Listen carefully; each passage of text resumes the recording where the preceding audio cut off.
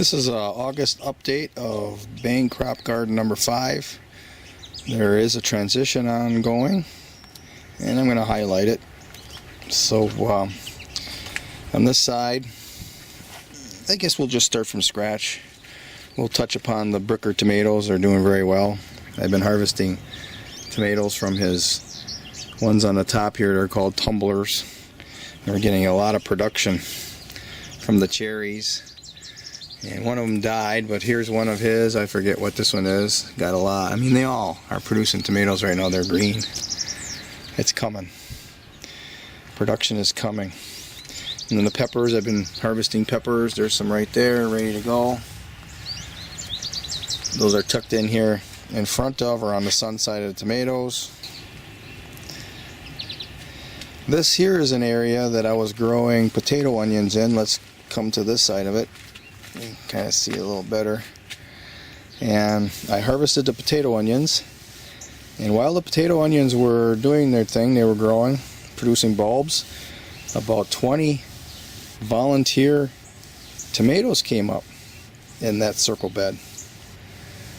So I heavily pruned the smaller ones out. The ones that were growing faster I allowed.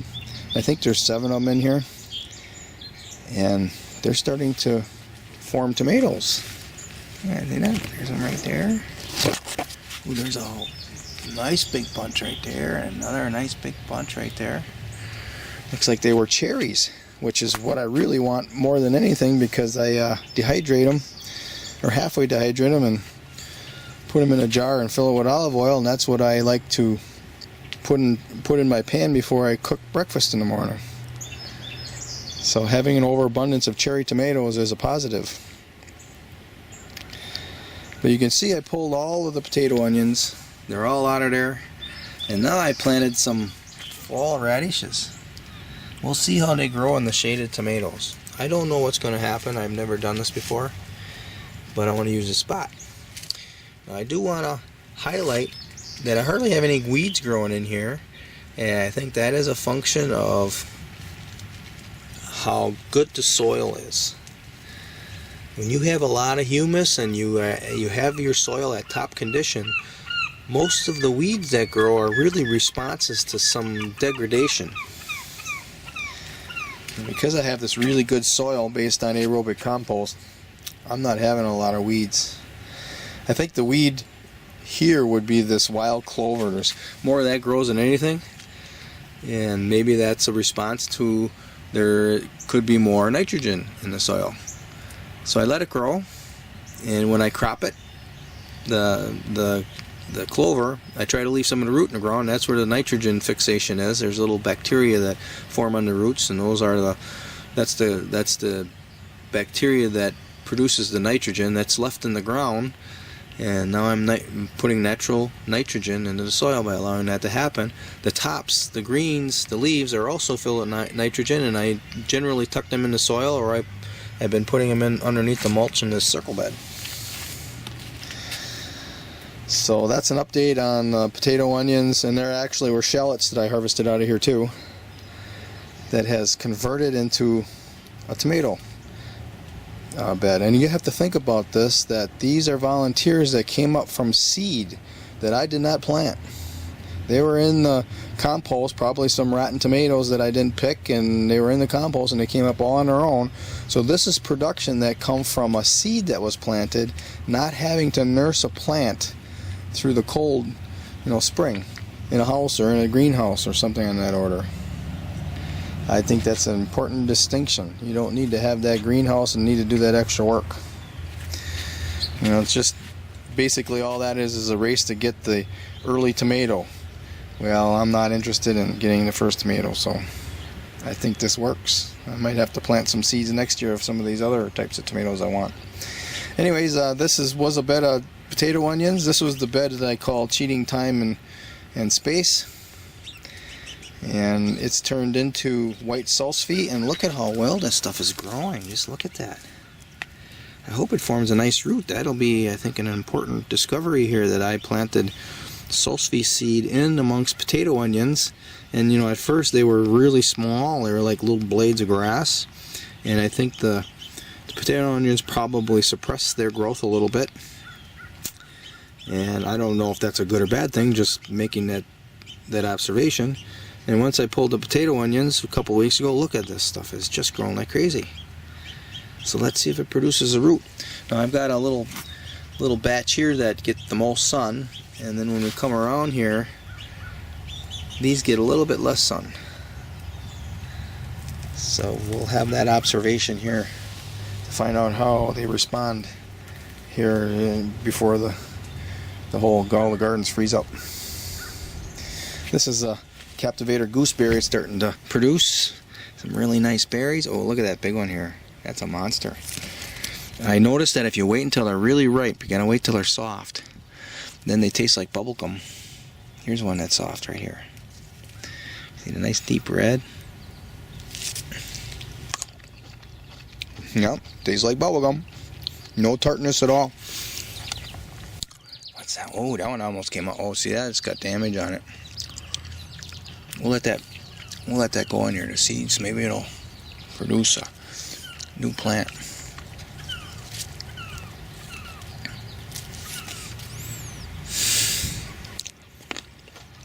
I like coming back here and snacking.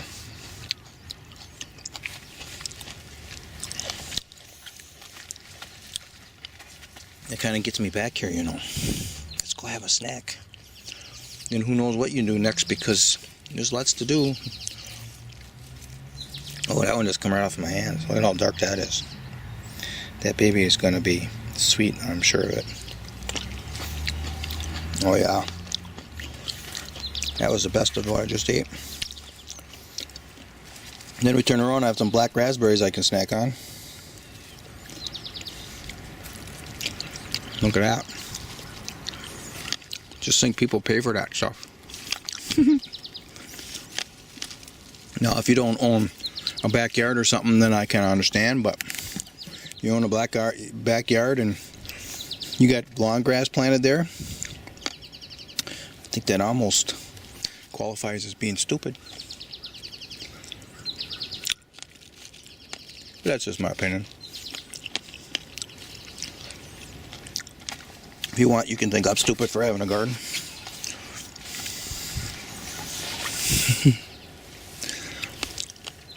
Yeah.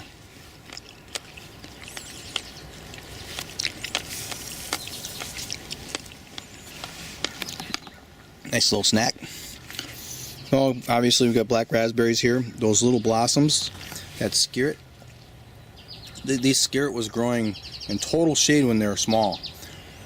And now they've had the energy to shoot up, and now they're getting sunlight. So it's going to be interesting. I'm going to dig this corner up this fall, and we'll find out how everything is growing. There's other products in the shade too underneath there. There's some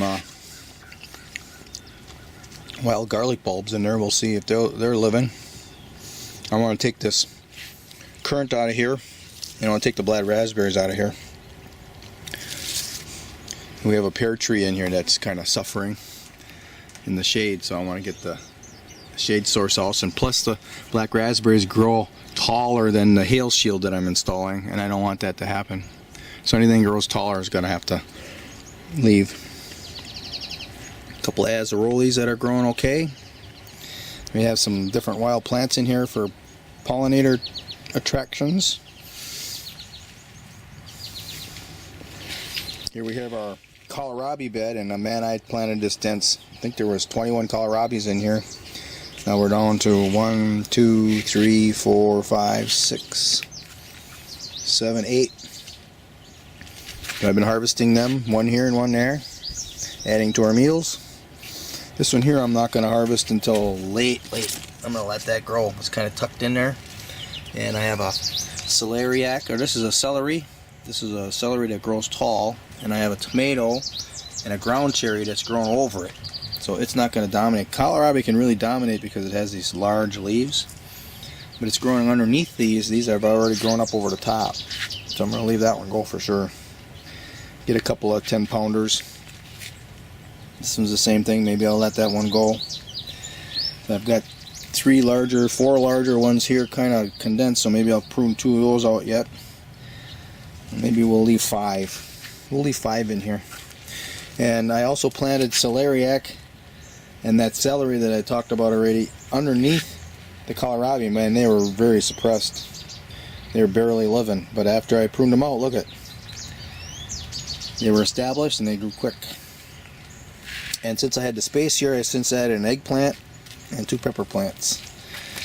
This one's already growing a pepper.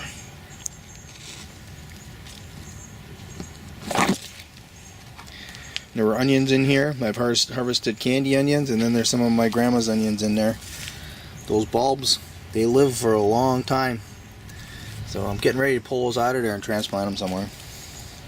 Here's another pepper plant that was living suppressed underneath the kohlrabi. It's really getting hammered by slugs. And it hasn't produced a pepper yet, but we've got some blossoms. I think it was just so happy to get out in the sun that it just grew like crazy. So I talked about this. Here's this white celery that little John gave me. It's growing some nice stems. It's pretty. Look at how pretty that is. Yeah, isn't that nice? I'll add some of that maybe to my dehydrated tomatoes. This was a bed of garlic, hardneck garlic that I harvested. There's a celery that I planted in the center of the circle bed. Here's a elephant garlic that's gone to blossom. I'm growing seed. I've got a couple of them over there too that we're gonna get to.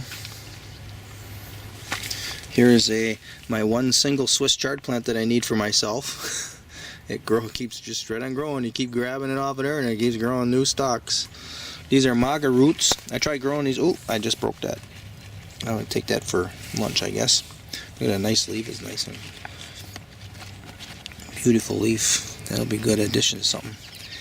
Some salad maybe for lunch. And this is a maga root I was talking about. I tried growing them last year, but something I think ate them. But this year I got some to grow. So we're going to find out how that goes. It's some weird root that I haven't really studied yet. Comes out of South America. I think there's some special way you got to make them to eat them. So here's a couple more circle beds that I had garlic in. The garlic is harvested, drying in the shed right now.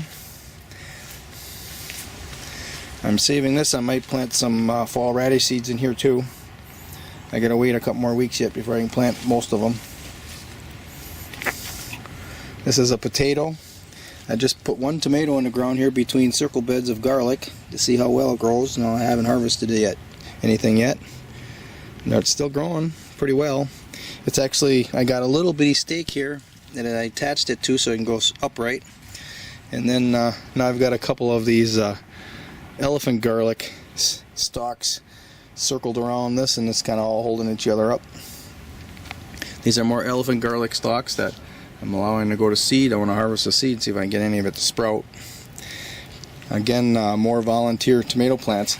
2 of them were growing really close, and they're growing very well. You see they both come out of the ground right there. So I wrapped them together and they're curling around each other, coming up this string up to the hail shield. That's why I'm trellising them together. And we'll see how many tomatoes I get out of that. That's interesting. Here's some more. You can see tomatoes are forming there. All volunteers. I didn't plant them. There's some flaxseed that's supposed to have some pretty flower, and oh, we got our first flower. Let's look at this. Here it is. Let's see if I can get that to turn around. Let me come over here.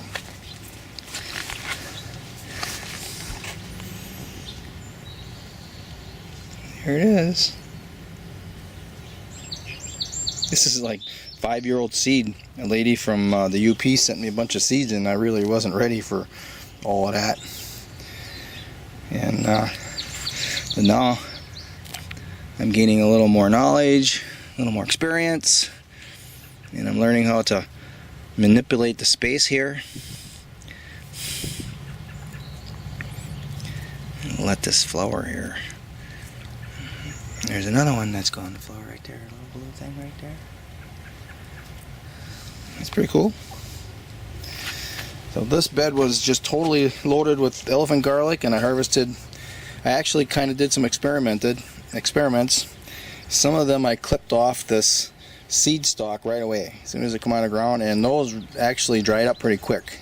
It had a pretty decent bulb on it, and then I allowed some to just to start to form the blossom, and then I clipped the blossom off, so I got the long stalk but not the blossom. And it seemed like the ones that I clipped off earlier were a little bit larger than the ones that were allowed to grow stalk, and now we'll compare those to these that are going to actually grow seed. So I'm growing a lot of them with seed. I don't know how much of that seed is viable. So I'm going to plant 1,000 seeds and see how many come up. So both of these two circle beds were filled with elephant garlic, and they now have been harvested. This is a Turkish rocket. Here's a little bed of asparagus. Got some of my wild clover growing, seeded itself. And this is celeriac, and look at it starting to bulb. Isn't that looking nice? These taste really good. I really like them. And then we have gooseberries in the corner. I like these gooseberries too. They're not as sweet as the Captivator. They don't taste like bubble gum, but they're pretty decent.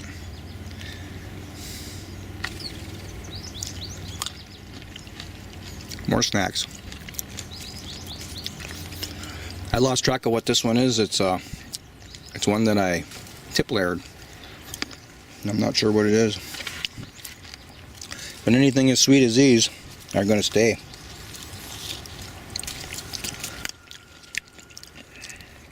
They're really bitter, sour, tart. I've been kind of slowly phasing those out. I planted maybe a dozen different varieties, and I think more of them I'm keeping than I'm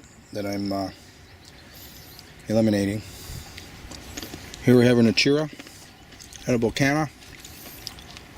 Here's my wall of skirret. It's along the wooden wall here on the sun side, and I'm not going to harvest any this fall. I'm going to wait till spring. This ground here will unthaw out before all the other ground, so I'll have an early harvest of roots. And we have a mullein growing in here too. I'm letting it grow. And here's our Yacon. Yacon is not a storage root. I mean, I've had it stored for a month, but it quickly loses its sweetness. So what this basically is you harvest this, and you're going to save the top, which are what you replant in the spring, and the big long roots underneath the top is what you eat, and you eat them. You know, you just eat a bunch of Yacon for a couple weeks after you harvest them. It's a diversity in your diet. So, I'm sure I missed a few things. That's okay. Oh, look I did miss. Let's go over here. I missed another snack.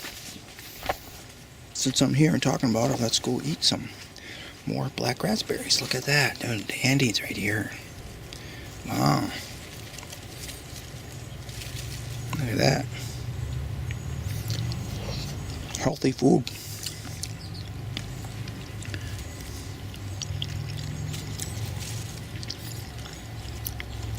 Oh, it was kind of soft. No, it's still good. Oh, look at big ones back here, under here. It's 9 o'clock in the morning, and look what I'm eating. And what a nice morning. There's no wind. It's good for the audio of video recording. Okay. All right. So that's a wrap. Ooh, look at I knocked this. This was charred right off. I better grab that, bring that in the house. All right. Thanks for watching.